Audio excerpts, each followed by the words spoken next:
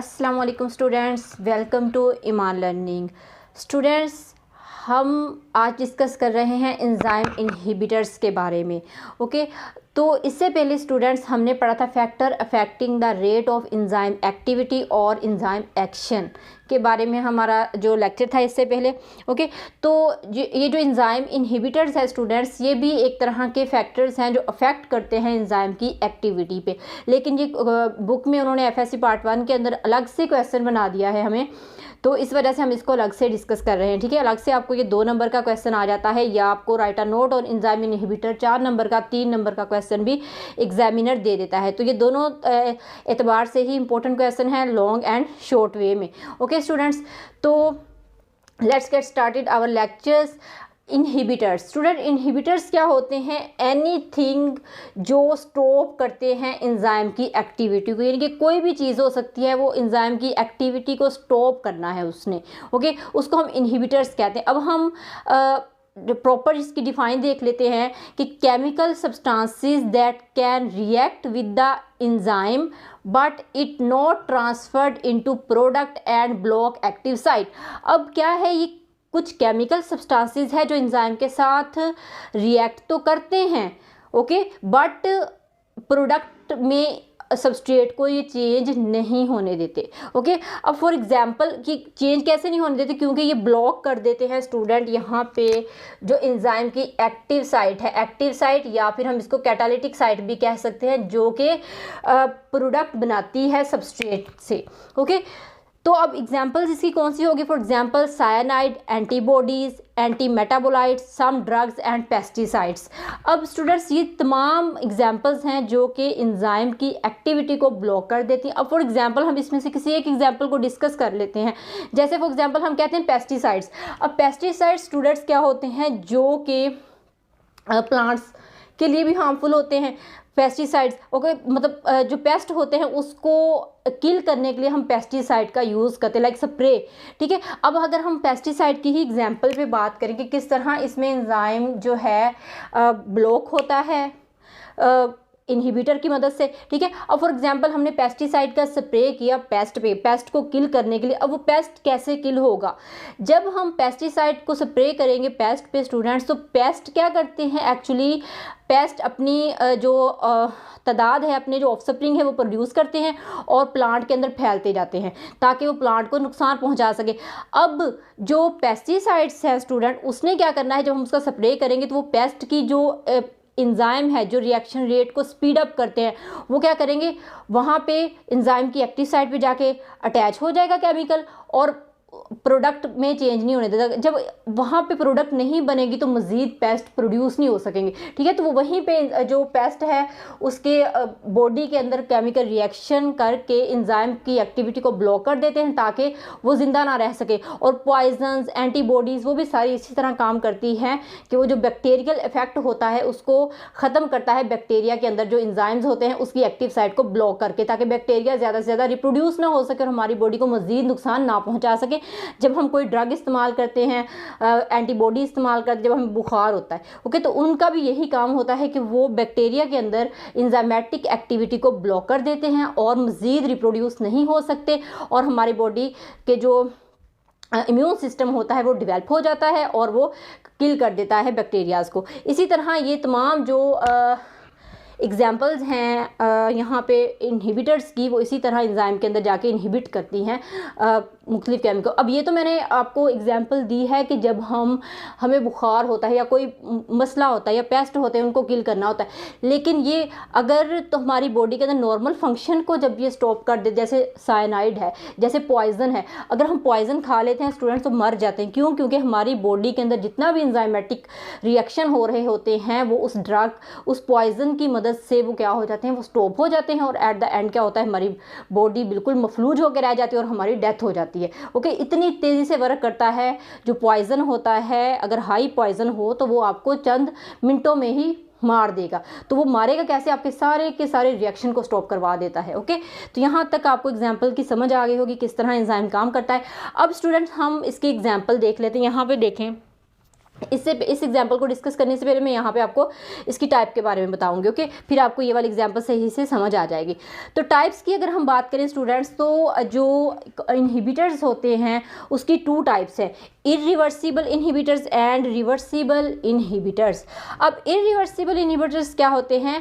Attached eight active site, ठीक है, यहाँ पे साइट जो है ठीक कर लीजिएगा, ठीक है, attach eight active site and destroying the structure of enzyme made covalent bond and permanent block the active site। Sorry यहाँ पे मैंने साइट को बार बार जो है वो मिस्टेक हो गई, ओके। तो यहाँ पे क्या होता है कि जो एक्टिव साइट होती है स्टूडेंट, उसको परमानेंटली ये जो इरिवर्सिबल इनहिबिटर्स होते हैं ये ब्लॉक कर देते हैं with the help of covalently linkage with enzyme, okay. अब यहाँ पे फॉर एग्जांपल समझें आप, ये वाला जो हम डायग्राम बनाए है ग्रीन कलर का, आप समझे कि ये हमारे पास क्या है, ये हमारे पास इनहिबिटर है, ठीक है, जो इरिवर्सिबल है।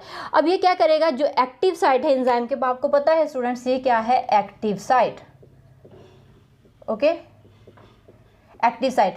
अब यहाँ पे देखें इस डायग्राम के अंदर इसने यहाँ पे बाइंड कर लिया है एक्टिव साइट के साथ, और इसके दरमियान में बॉन्ड कौन सा बना है, कोवलेंट, ठीक है, यहाँ पे जो है वो कोवलेंट बॉन्ड बना है।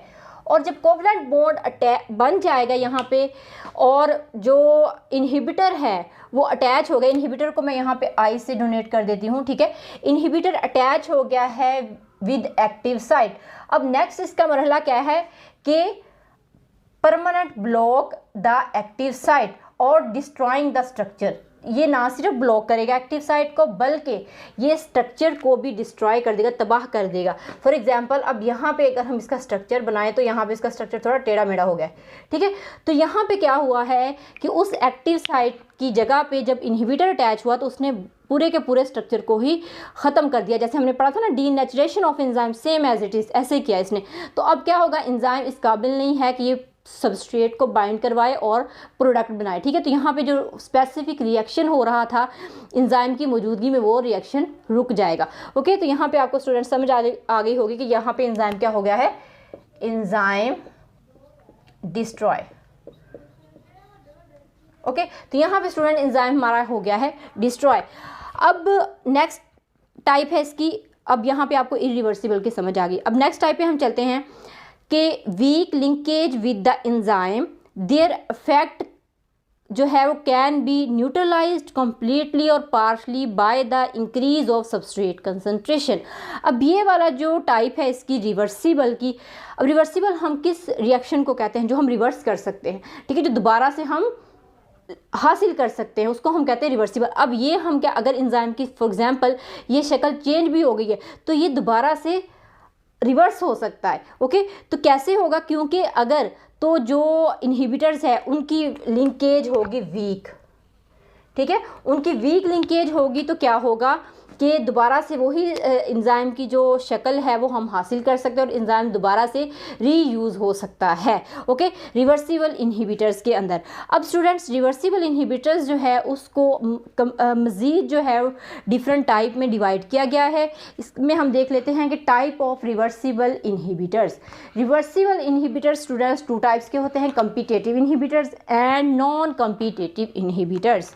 सबसे पहले हम बात करते हैं कॉम्पिटिटिव इनहिबिटर्स के बारे में। क्या होते हैं कि स्ट्रक्चरल सिमिलर विद सबस्ट्रेट, ये स्टूडेंट स्ट्रक्चरली सिमिलर होते हैं विद सबस्ट्रेट, यानी कि इनका स्ट्रक्चर ऐसा ही होगा सेम जैसे कि सबस्ट्रेट का स्ट्रक्चर है। अब क्या होगा, ये एंजाइम के साथ आके compete करेंगे, ठीक है, compete, ये कंपटीशन से लफ्ज़ निकला है, ओके, कि compete करेंगे किसके साथ, सबस्ट्रेट के साथ, कि एंजाइम या तो सबस्ट्रेट को सिलेक्ट करेगा या फिर इनहिबिटर को सिलेक्ट करेगा। अब यहाँ पे कंपटीशन होगा और एंजाइम मिस्टेकली जो है वो इनहिबिटर को सिलेक्ट कर लेगा, ओके स्टूडेंट्स। तो ये जो ग्रीन कलर का यहाँ पे अटैच मैंने किया है ये है इनहिबिटर, और रेड कलर जो है वो है सबस्ट्रेट। अब सबस्ट्रेट बेचारा किनारे पे खड़ा है कि मैं तो गया ही नहीं हूँ एंजाइम के पास, लेकिन इनहिबिटर पहले पहुँच गया, तो होगा क्या, प्रोडक्ट नॉट फॉर्म। क्यों, क्योंकि ये इनहिबिटर था, एंजाइम को लगा कि ये सबस्ट्रेट है, बट क्या था, ये इनहिबिटर था। तो अगर इनहिबिटर अटैच हो गया है तो कभी भी प्रोडक्ट नहीं बनेगा। तो यहाँ पे आपको यहाँ पे डायग्राम की मदद से समझ आ गई होगी कि क्या होगा। अब इसने क्या किया, active site block and not catalysis occur and then product is not formed. Okay, तो काम इनहिबिटर क्या है कि उसने कैटालिटिक साइट या फिर एक्टिव साइट को ब्लॉक करना है, जाके काम नहीं करने देना उसको। ओके, तो यहाँ पे सेम वही हुआ है और ये जो हो गया था, प्रोडक्ट नहीं बनी थी। अब हम इसको दोबारा से कर सकते हैं। क्यों, कैसे हम करेंगे? अगर तो हम स्टूडेंट्स यहाँ पे सबस्ट्रेट की कंसंट्रेशन बढ़ा दें। अगर सबस्ट्रेट कंसंट्रेशन बढ़ जाएगा तो इनहिबिटर कम हो जाएगा और सबस्ट्रेट ही जाके बाइंड करेगा एंजाइम के साथ, इनहिबिटर बाइंड नहीं कर सकेगा क्योंकि कंपटीशन है ना। तो हमने कंपटीशन में क्या किया, सबस्ट्रेट की कंसंट्रेशन को बढ़ा दिया। तो इस वाले प्रोसेस को हम ओवरकम कर सकते हैं with the help of substrate concentration increase. जैसे कि मैंने रिवर्सिबल रिएक्शन में यहाँ पे लिखा है कि bye the increase of substrate concentration, कि हम इसको न्यूट्रलाइज कर सकते हैं सबस्ट्रेट कंसंट्रेशन को बढ़ाते हुए। ओके, अब देन स्टूडेंट्स हम बात कर लेते हैं नॉन कम्पिटिटिव इनहिबिटर्स की। नॉन कम्पिटिटिव इनहिबिटर्स क्या होते हैं कि they form enzyme inhibitor complex other than active site. अब ये क्या करेंगे, एक्टिव साइट पे कभी भी बाइंड नहीं करेगा, ये other than active site bind करेगा कि एंजाइम के किसी भी जगह पे जाके बाइंड कर जाएगा।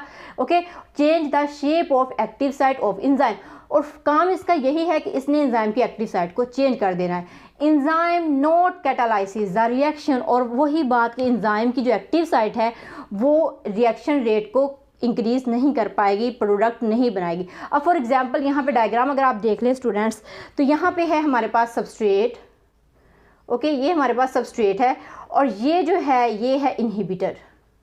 ओके, तो ये हमारे पास क्या है, इनहिबिटर है। इनहिबिटर क्या हुआ है, other than active site attach हो गया है एंजाइम के साथ। ओके, और जो सबस्ट्रेट है वो बाइंड नहीं हुआ।